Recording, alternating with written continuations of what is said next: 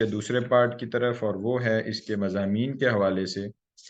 तो जैसा कि आपके इल्म में है कि हम यहाँ पे कुछ यहूदियों के हवाले से तज़किरे पढ़ रहे हैं, उनकी नाफरमानियों के हवाले से तज़किरे पढ़ रहे हैं, उनका तौरात में तहरीफ़ करना पढ़ रहे हैं।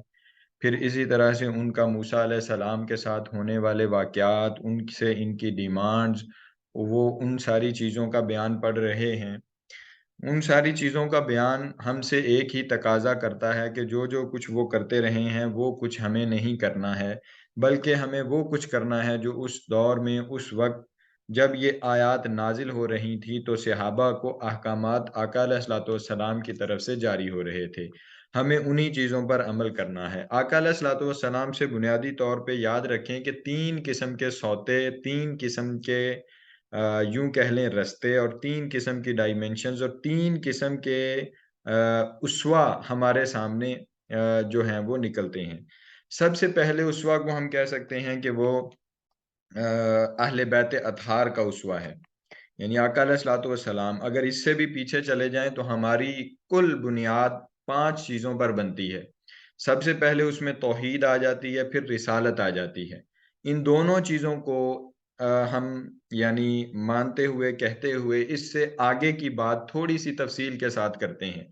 वो ये कि आका अलैहिस्सलातु वस्सलाम से 3 किस्म के चश्मे, 3 किस्म के सौते, 3 किस्म की डायमेंशंस, और 3 किस्म की डायमेंशन से मेरी मुराद मुख्तलिफ ही नहीं होना, बल्कि इससे मुराद ये है कि 3 रास्ते ऐसे हैं कि जिन पर हमें चलना है। सबसे पहला रास्ता उन अहले बैत अतहार का है, उन सैयदों का है कि जिनके रास्ते पर आका अलैहिस्सलातु वस्सलाम ने चलने का हुक्म इरशाद फरमाया है। और फरमाया कि मैं तुम्हारे अंदर 2 चीज़ें छोड़ के जा रहा हूँ, एक कुरान और दूसरा मेरी अहले बैत। एक चीज़ यहाँ पर, अब उनकी तालीमात एक वक़्त में थीं, वो हम तक किताबों के ज़रिए से हम तक पहुँच गई, हम तक मौजूद हैं, जिस तरह से अहादीस हम तक किताबों के ज़रिए से पहुँची हैं। इसी तरह से तीसरी जो दूसरी चीज़ है, वो सहाबा किराम रिदवानुल्लाह अलैहिम अजमाइन, उनकी बारगाह हैं, उनकी बारगाह से हमें जितना कुछ मिला वो उन्हीं की बारगाह में से। तो ये दूसरा एक चश्मा है जो आका अलैहिस्सलातु वस्सलाम से फूटता है और हमें रोशनी फ़राहम करता है, हमें पानी फ़राहम करता है, और हमें हर तरह की इल्मी, अमली, मुआशी, माशरती हर किस्म की इस्लाह के लिए, हर किस्म की प्यास को बुझाने के लिए हमें रहनुमाई मुहैया करता है। अब उनकी भी तालीमात एक वक़्त में थीं, और वो अब चूँकि मौजूद नहीं हैं, उस वक़्त में उनकी तालीमात थीं, वो सारी की सारी हम तक किताबों के ज़रिए से, सीना ब सीना शख्सियात के ज़रिए से पहुँची।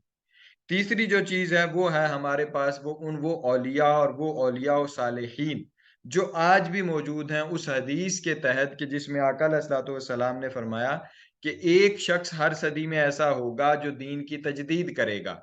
फिर इसी तरह से दीगर और यानी बहुत सारी शख्सियात एक ही वक़्त में, मुख्तलिफ सूफिया, मुख्तलिफ औलियाए किराम, ये सारे आते रहते हैं और हमारी रहनुमाई का फ़रीज़ा सरअंजाम देते रहते हैं। तो ये बेसिक जो थे वो सौते और चश्मे फूटते थे। लेकिन यहाँ पे इस बात का क्या कॉन्टेक्ट है, वो इसका जो कॉन्टेक्ट है वो ये कि हमसे आका अलैहिस्सलातु वस्सलाम ने ज़िंदगी गुज़ारने का पूरा पैटर्न दे दिया। लेकिन जो बनी इसराइल थे, जिनका यहाँ पे ज़िक्र है कि उनको भी एक पैटर्न दे दिया था। तौरात की सूरत में एक पैटर्न दे दिया था। हमें कुरान की सूरत में पैटर्न दे दिया, और जिस पर हम अल्लाह का जितना शुक्र अदा करें कम है कि हम उसके साथ जुड़े हुए हैं और उसको पढ़ने और समझने की कोशिश कर रहे हैं। उनको भी इसी तरह का एक ज़िंदगी गुज़ारने का पैटर्न दिया हुआ था, जिसके अंदर मुख्तलिफ़ किस्म की तमाम ज़िंदगी को मुहीत जितनी मालूमात थी, वो मौजूद थी। वो हज़रत मूसा अलैहिस्सलाम पर नाज़िल हुई, और इन्होंने बनी इसराइल की डिमांड पर नाज़िल हुई। बनी मूसा अलैहिस्सलाम वो कोहे तूर पर तौरात लेने गए, पीछे से इन्होंने बछड़े को माबूद बना लिया। तो ये सारी चीज़ें हम पीछे गुज़ार चुके। तो इनके पास भी वो थी, लेकिन इन ये करते क्या थे कि उसमें चेंजिंग्स करते थे, उसमें तहरीफ करते थे, और जहाँ-जहाँ आका अलैहिस्सलातु वस्सलाम का ज़िक्र था, वहाँ से वो ज़िक्र को ख़त्म करने की, उसको वहाँ से हटाने की कोशिश करते थे। वो इस वजह से कि वो हासिद थे। उनमें सबसे मेन वजह जो उलमा ने लिखी है, वो सबसे बड़ी वो ये है कि वो हासिद थे और हसद करते थे। उसी वजह से वो जो हैं वो आका अलैहिस्सलातु वस्सलाम के साथ इस तरह का मुआमला करते थे, जानते थे, जानबूझ के मामलात को करते थे। अब उन पर यहाँ इन आयात करीमा में अल्लाह रब्बुल इज़्ज़त ने फिर हर दफ़ा उनको मूसा अलैहिस्सलाम, पीछे कल हमने पढ़ा कि मूसा अलैहिस्सलाम दुआ करते, उनसे अज़ाब टल जाता।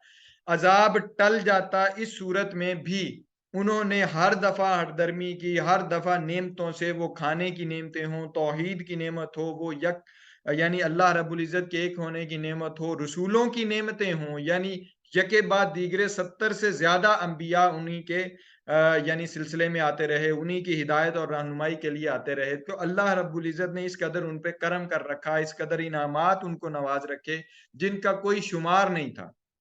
जिनका कोई शुमार नहीं था और इतने लाडले रखे हुए थे।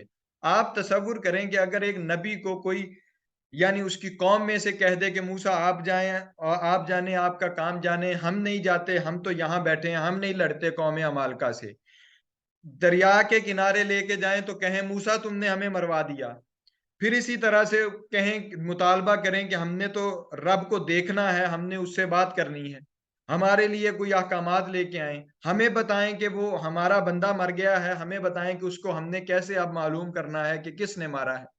तो इतनी लाडली कौम, फिर इसी तरह से मुख्तलिफ किस्म के जब इन पर अज़ाब आते रहे, कभी टिड्डियों का अज़ाब आता रहा, टिड्डी दिल का, कभी मेंढकों का अज़ाब आता रहा, खून का अज़ाब आता रहा, तफ़सीलात आगे आएँगी। तो सारा कुछ आता रहा, तो यहाँ फिर अल्लाह रब्बुल इज़्ज़त ने इनको फिर बख्शा, यानी हफ्ते के दिन उनको रोका था कि मछलियों का शिकार नहीं करना, मछलियों का शिकार करते, बहाने बना लिए और वो हीले के ज़रिए से नालियाँ बना ली, उनमें वो करते शिकार। तो ये सारी चीज़ें होने के बावजूद अल्लाह रब्बुल इज़्ज़त ने उनकी हिदायत के लिए 1,24,000 में से 70,000 तो उन्हीं को भेजे, उन्हीं को दिए। 1,70,000 हमने ये डिफाइन कर लिया है, यहाँ पे देख लिया कि या बनी इसराइल हज़रत याकूब अलैहिस्सलाम का लक़ब था। वहाँ से शुरू हुआ आगे बनी इसराइल, उन्हीं की औलाद, उनकी उन्हीं की नस्ल। तो वहाँ से हज़रत ईसा अलैहिस्सलाम तक आप हिसाब लगा सकते हैं कि इन लोगों में कितने अंबिया आए। इनमें मैं जो बयान करने लगा हूँ वो ये कि सबसे बड़ी चीज़ वो हसद की थी। अब इन आयात करीमा में जिनसे आज आगाज़ हो रहा है, उसी से रब्त है कि इन आयात में जो है वो उनको उनका अहद जो है उन्होंने किया था, वो याद दिलाया जा रहा है। वइज़ अख़ज़ना मीसाका बनी इसराइल, ये मैं पीछे वाली 83 आयत इसी से कर रहा हूँ। और याद करो जब हमने औलाद याकूब से पुख्ता वादा लिया कि अल्लाह के सिवा किसी की इबादत ना करना और माँ बाप बाप के साथ अच्छा सलूक करना और कराबतदारों और यतीमों और मोहताजों के साथ भी भलाई करना और आम लोगों से भी नरमी और खुशखुल्की के साथ पेश आना, नेकी की बात कहना और नमाज कायम रखना और ज़कात देते रहना। फिर तुम में से चंद लोगों के सिवा सारे इस अहद से रूगरदां हो गए और तुम हक से गुरेज़ी ही करने वाले हो। तो उनको ये वादा याद दिलाया कि भई जितने अज़ाब आए थे, अगर पहाड़ तुम्हारे सर पे था तो तुमसे ये वादा लिया था कि तुम किसी को शरीक नहीं ठहराओगे। और दीगर जितने अहकामात इसमें बयान किए हैं वो सारे के सारे। वालिदैन के साथ हुस्न सलूक करना है, रिश्तेदारों के साथ, अज़ीज़ों के साथ, उनके साथ मेल-जोल अच्छा रखना है। लोगों के साथ क़ूलू लिन्नासि हुस्ना, नरमी के साथ पेश आना है। और तुमने क्या किया, उस सारी चीज़ों से फिर गए। यहाँ पे फिर उन्हीं औलाद याकूब को फिर उन्हें ये वादा, और उन्होंने जो वादा किया था, यानी वादा करते थे हर दफ़ा मूसा अलैहिस्सलाम के साथ कि इस दफ़ा मूसा बचा लें, अगली दफ़ा हम नहीं करते थे। हम अगली दफ़ा नहीं करेंगे। आज हिसाब लगाएँ, क्या हमारा वही हिसाब नहीं है? अगर किसी को इतना शऊर, पहली तो बात ये है कि शऊर आता ही नहीं है कि हमने गलत काम कर लिया, अल्लाह रब्बुल इज़्ज़त से माफ़ी माँग लें। अल्लाह रब्बुल इज़्ज़त की बारगाह में झुक जाएँ। पहली बात तो ये है कि शऊर नहीं आता। दूसरी बात ये है कि जिसको शऊर आ भी जाए, वो माफ़ी और तौबा करने के बाद फिर वो गुनाह करता है। फिर वो गुनाह करता है। ये तो आका अलैहिस्सलातु वस्सलाम रहमतन लिल आलमीन, उनका हम पे करम है कि उनकी वजह से ना हम बंदर बनते हैं, ना हमारी शक्लें बिगड़ती हैं, ना हमारे माथों पे लिखा जाता है, ना हमें खून के अज़ाब आते हैं, ना हमें टिड्डी दिल के अज़ाब आते हैं, ना मेंढकों के अज़ाब आते हैं, ना हम पे पानी बंद किया जाता है, ना हमें एक ही तरह का खाना दिया जाता है। तो उन पर ये सारी चीज़ें होती हैं। हमें आका अलैहिस्सलातु वस्सलाम की वजह से हम बचे हुए हैं। वजह तख्लीक कायनात मोहम्मद मुस्तफ़ा सल्लल्लाहु अलैहि वसल्लम, मेरे और आपके आका, उनकी वजह से हम बचे हुए हैं, वरना कोई ऐसी खराबी नहीं है। मैं मुआशरे में आप देख लें, अपने इर्द गिर्द नजरें दौड़ा लें, कोई ऐसी खराबी नहीं है जो हमारे अंदर मौजूद ना हो। झूठ हो, गीबत हो, बदकारी हो, बदफेली हो, कुछ हो, जो कुछ बुराई आप तसव्वुर कर सकते हैं वो आप मुआशरे में पाएंगे, मुआशरे में पाएंगे और अपने इर्द गिर्द देखते हैं। ये सारी चीजें होने के बावजूद हम अगर बचे हुए हैं तो वो आका अलैहिस्सलाम की वो दुआएं हैं जो उन्होंने रातों को गिड़गिड़ा के आका अलैहिस्सलाम ने अल्लाह रब्बुल इज्जत से की हमारे लिए, कि मेरी उम्मत को बख्श देना, मेरी उम्मत को बख्श देना। तो उनकी वजह से हम बचे हुए हैं, वगरना हम में कोई ऐसी चीज नहीं रही कि जो उनमें यानी औलाद याकूब में, बनी इसराइल में मौजूद ना हो। उन्होंने भी ये कुल्लियात, जो दीन गुजारने के कुल्लियात इसमें बयान किए गए हैं, उन कुल्लियात को छोड़ दिया। उन कुल्लियात में इबादत इलाही है। फिर इसी तरह से जो अल्लाह रब्बुल इज़्ज़त के साथ किसी को शरीक ठहराना है, तो हम में आज जो अल्लाह रब्बुल इज़्ज़त को नहीं मानते हैं, जो दहरिये हैं, जो अपने आप को समझते हैं कि वो यानी अकली तौर पे जो चीज़ों को देखते हैं और जानते हैं, तो वो अल्लाह रब्बुल इज़्ज़त को कुछ ऐसा इल्हाद ज़दा लोग हैं, वो नहीं मानते हैं। तो फिर इसी तरह से कुछ ऐसे हैं जो शरीक ठहराने लग जाते हैं, यानी जितने हम पीरों फ़कीरों को देखें, दरबारों पे जाने वालों को जिस तरह से सजदे कर रहे होते हैं, जिस तरह से पीरों के वो यानी मामलात के उनके साथ कर रहे होते हैं, तो हमने एक किस्म का अल्लाह को छोड़ के उन पीरों को, उन बुजुर्गों को हमने वो अपना अल्लाह बनाया हुआ है, और अस्तगफिरुल्लाह और माज़ल्लाह, तो उनके साथ हमने शरीक ठहराया हुआ है। तो ये इन चीज़ों से मना किया था, यानी शरीक किसी को ना ठहराना, कि अल्लाह रब्बुल इज़्ज़त के साथ किसी को शरीक न ठहराना। फिर इसी तरह से वालिदैन के साथ हुस्न सलूक। हम मगरब के मुआशरे के तसल्लुत में आ गए हैं और हम ये समझते हैं कि हम आज़ाद हैं, हमारी अब उम्र एज इतनी हो चुकी है, हम खुद से अपना आप समझ सकते हैं, खुद फैसले कर सकते हैं, और हमने वालिदैन की तमाम बातों को पसे पुश्त डाल दिया है। हमने वालिदैन के साथ क्या कुछ यानी बुरा नहीं होता, हमारे मुआशरे में होता है। रोज़ टीवी चैनल्स पे हम देखते हैं, अखबारात में देखते हैं, सोशल मीडिया के ज़रिए फ़ेसबुक, इंस्टाग्राम वगैरह पे देखते हैं। तो वालिदैन के साथ क्या कुछ औलाद नहीं कर रही है। तो यहाँ दूसरा कुल्लिया जो बयान किया वो वालिदैन से हुस्न सलूक है। वो वालिदैन से हुस्न सलूक करना है। फिर इसी तरह से तीसरी जो चीज़ रिश्तेदारों के साथ, यहाँ याद रखें 2 चीज़ों को कंबाइन किया अल्लाह रब्बुल इज़्ज़त ने। पहली चीज़ वो अपने साथ किसी को शरीक न ठहराना, यानी अल्लाह रब्बुल इज़्ज़त की वहदानियत का इकरार। फिर उसके बाद जो फौरी चीज़ लाया वो वालिदैन से हुस्न सलूक है।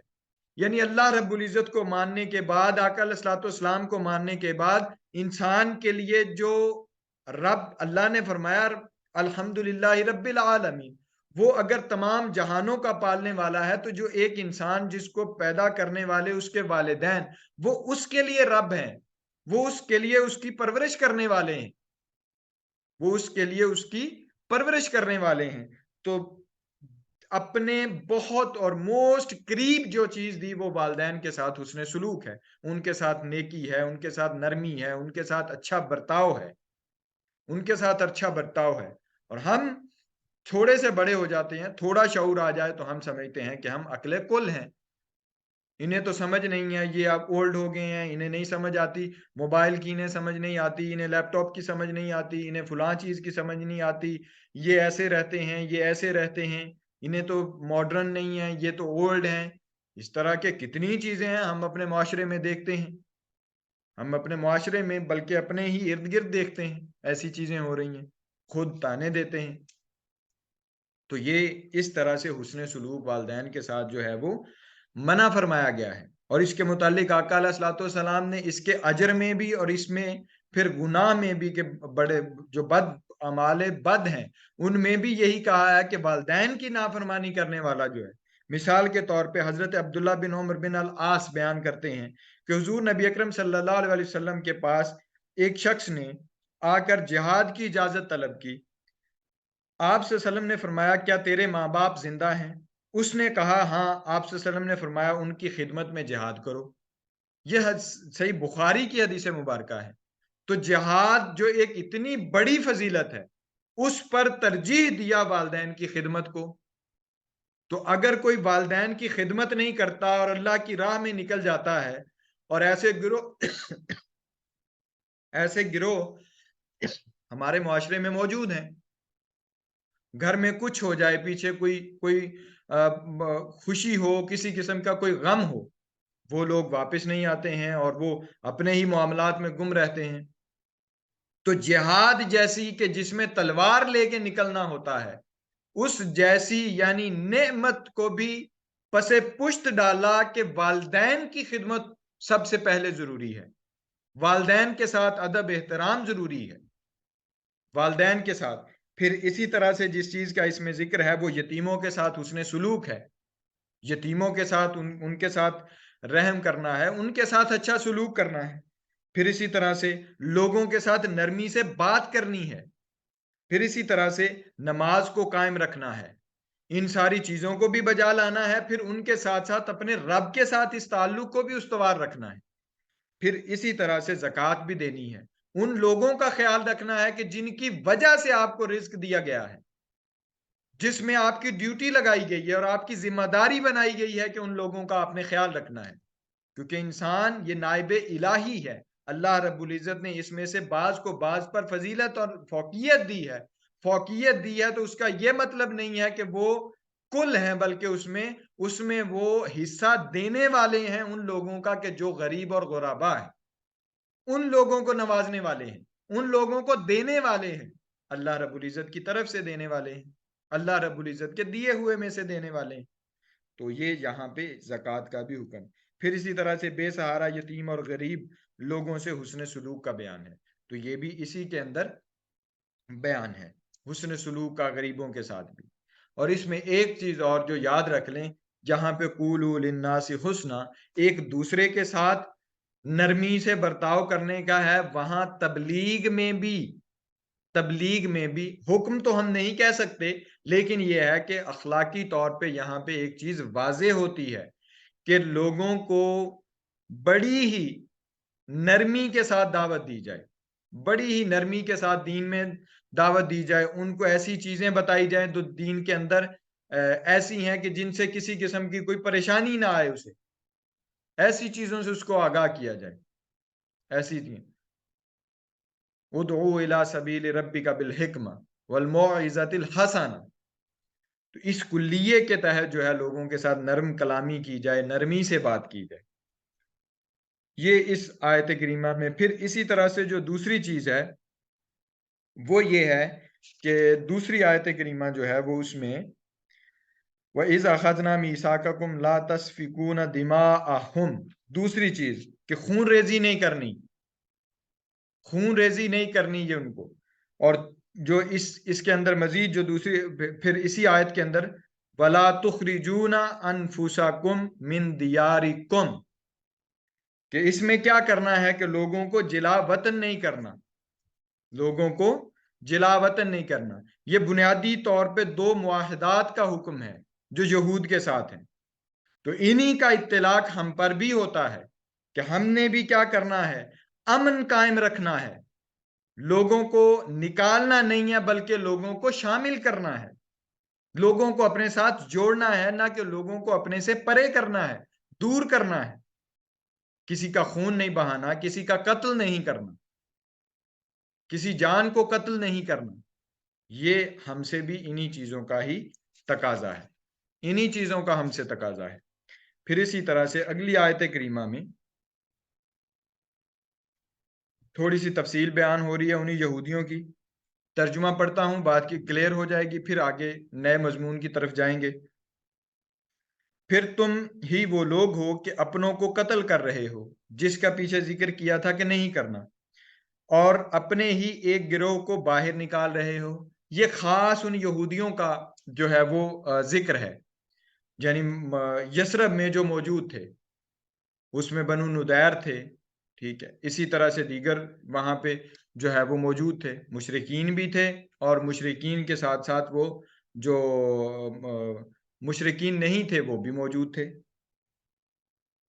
यहूदी भी थे, मौजूद थे, ठीक। तो ये दो जो थे वो ग्रोह वहां मौजूद उस वक्त थे। उनके बारे में कि तुखरिजून फरीकम मिनकुम मिन दियारिहिम तज़ाहरून अलैहिम बिल इस्मि वल उद्वान, और उनके वतन से और मुस्तजाद ये कि उनके खिलाफ गुनाह और ज्यादती के साथ उनके दुश्मनों की मदद भी करते हो। तो वहां पे जो मौजूद थे मुशरिकीन में से और जो मुशरिक नहीं थे उनमें से, वो यानी उनको कुफार भी कह सकते हैं आप, जो मुनकरीन थे, तो उनमें से जो मौजूद थे वो अपने आप को जो अहले किताब थे, यानी जो तौरात को मानने वाले थे, इंजील को मानने वाले थे, ठीक है, वो दोनों गिरोह आपस में, और वो उन दोनों को क्या कहते हैं, ईसाई कह लें और दूसरे को यहूदी कह लें, तो ये दोनों गिरोह जो मौजूद थे वहां पे, ये दोनों आपस में लड़ते थे, और आपस में लड़ने के लिए इन्होंने मुशरिकीन में से एक एक गिरोह के साथ हो गए थे, मुशरिकीन में से एक एक गिरोह के साथ हो गए थे। उसी का जिक्र यहाँ पे किया है, उसी का जिक्र यहाँ पे किया है, क्या कि और अगर वो कैदी होकर तुम्हारे पास आ जाएं तो उनका फिदिया देकर छुड़ा लेते हो, ताकि तुम्हारे एहसान मंद रहें, हालांकि तुम पर हराम कर दिया गया है। तो जब वो लड़ते, तो जो कैद हो जाते, तौरात की फिर किताब तौरात खोलते और उसमें से जो फिदिया की आयत होती उनको निकालते, और उस वजह से जो है वो उनको छुड़ा लेते, कि कैदियों को छुड़ाना है, ये तौरात का हुक्म है। तो जहां मनफियत की बात हो, वहां जहां माली मनफियत हो, वहां पर उनको तौरात की आयत याद आ जाती हैं, और जहां माली मनफियत ना हो, यानी ये भी हुक्म के कत्ल नहीं करना, ये जो पीछे गुजरा, जलावतन नहीं करना, ये भी तो तौरात का हुक्म है, लेकिन इसको उन्होंने नहीं माना, और इसमें से इसको इसका पता ही नहीं है। जहां पे माली मनफियत हो, फिदिया लेना हो, पैसों का लेन देन हो, तो वहां पे तौरात याद आ जाती है, वहां पे फिर वो तौरात खोल लेते हैं। फिर उनका वतन से निकाला जाना भी, क्या तुम किताब के बाज हिस्सों पर ईमान रखते हो और बाज का इनकार करते हो? बस तुम में से जो शख्स ऐसा करे उसकी क्या सजा हो सकती है, सिवाय इसके कि दुनिया की जिंदगी में जिल्लत और रुसवाई हो, और क्यामत के दिन भी ऐसे लोग सख्त तरीन अजाब की तरफ लौटाए जाएंगे, और अल्लाह तुम्हारे कामों से बेखबर नहीं है। अब उनको लगता था शायद अल्लाह बेखबर है, तो अल्लाह इन कामों से बेखबर नहीं है, अल्लाह इन कामों से बेखबर नहीं है।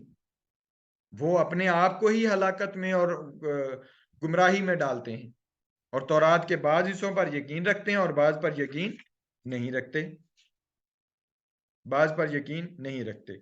फिर इसी तरह से यही वो लोग हैं जिन्होंने आखिरत के बदले में दुनिया की जिंदगी खरीद ली, बस ना उन पर से अजाब हल्का किया जाएगा और ना ही उनको मदद दी जाएगी। अब ये अपनी जिंदगी की अब यहाँ पे कुरान मजीद ने फरमा दिया, और ये हक है, ऐसा ही करते वो बाद में कि अपनी जिंदगी को बढ़ाने की जो है वो दुआ करते और मोहलत मांगते कि जिंदगी को बढ़ा दे। अल्लाह फरमाता है जिंदगी का बढ़ जाना इस चीज की दलील नहीं है, या ये नहीं हो सकता कि तुम्हारे गुनाह कम हो जाएंगे। फिर इसी तरह से, और बेशक हमने मूसा को किताब तौरात अता की, और उनके बाद हमने पै दर पैर बहुत से पैगंबर भेजे, और हमने मरियम के फर्जंद ईसा को भी रोशन निशानियां अता की। ईसा अलैहिस्सलाम को मोजज़ात अता किए थे, यानी कोड़ी का मरीज होता तो वो उसको ठीक कर देते, मुर्दों को जिंदा करते थे, परिंदों को बनाते, उनमें फूंक मारते तो वो उड़ने लग जाते, जिंदा मोजज़ात अता कर रखे थे, ठीक है। और हमने पाक रूह के जरिए उनकी तायीद और मदद की। तो क्या हुआ, जब भी कोई पैगंबर तुम्हारे पास वो अहकाम लाया जिन्हें तुम्हारे नफ्स पसंद नहीं करते थे, तो तुम वहीं अकड़ गए, और बाजों को तुमने जुटलाया और बाजों को तुम कत्ल करते थे। तो इनका ये वतीरा बन गया, अंबिया पै दर पै भेजे अल्लाह ने इनकी हिदायत के लिए, ये उन्हें कत्ल करते, ये उन्हें कत्ल करते, और बाजों को वो जुटलाते, जैसे ईसा अलैहिस्सलाम को जुटलाया, जैसे ईसा अलैहिस्सलाम को जुटलाया तो बाजों को ये जुटलाते। इनका तो ये काम था, अंबिया को कत्ल करना और बाज अंबिया को जुटलाना, लेकिन अल्लाह ने इनके अंदर जो है वो पैगाम भेजा, अल्लाह ने अंबिया को भेज। अब इसमें मैं अर्ज कर चुका कि इसका जो सबसे बड़ी वजह है वो यही है कि इनके अंदर इनाद था, इनके अंदर बुग़्ज़ था, इनके अंदर हसद था। वो आका अलैहिस्सलाम के साथ कि ये बनी इसराइल में क्यों नहीं आए, बल्कि ये इस्माइल की औलाद में से आ गए, ये उसमें से क्यों नहीं आए। अभी हमारा वक्त यहीं पे ख़त्म हो जाएगा, कल इंशाअल्लाह मज़ीद आगे चीज़ों को देखेंगे। वकालु कुलूबुना, यहाँ से हम आगाज़ करेंगे मज़ामीन का। इंशाअल्लाह कल उम्मीद है कि हम 100 आयात मुकम्मल करने में कामयाब हो जाएंगे इंशाअल्लाह। अभी आज के दिन में हमने तिलावत की है और दीगर चीज़ें पढ़ी हैं। कल इंशाअल्लाह इस पर मज़ीद बात करूँगा।